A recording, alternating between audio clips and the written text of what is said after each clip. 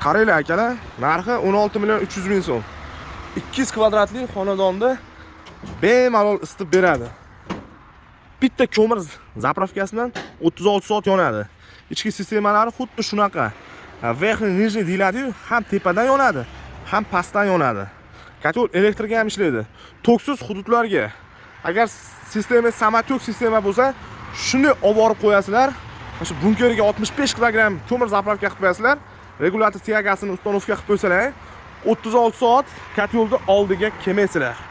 Rossiya Novosibirda ishlab chiqarilgan Cooper Mega 20 kilovatlik kotol emas. Bugun Farg'ona ko'mir qozonlar markazidan Farg'ona viloyati So'x tumaniga jo'nab ketyapti. 170 kvadratli xonadonda isitish uchun. Kimga kerak bo'lsa, Cooper Megamizdan bitta shu 200 kvadratli xonadon uchun mo'ljallangan. 16 kilovatligidan 2 dona 160 kvadratli xonadonlarga mo'ljallangan.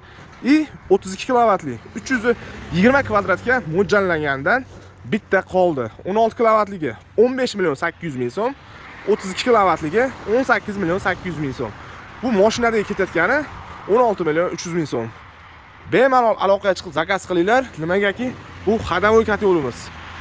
Zavod ham sanaqli chiqaradi, shuning uchun ko'pchilik bu kotolni oqtarib yuradi. Farg'ona ko'mir qozonlar markazida turibdi. Agar boshqa kotollar kerak bo'lsa, bemalol aloqaga chiqinglar. Bu boshqalaridan ko'p. Bunkerli deysizmi, Turetskiy deysizmi, o'zimiz ishlab chiqargan deysizmi, hammasidan bor.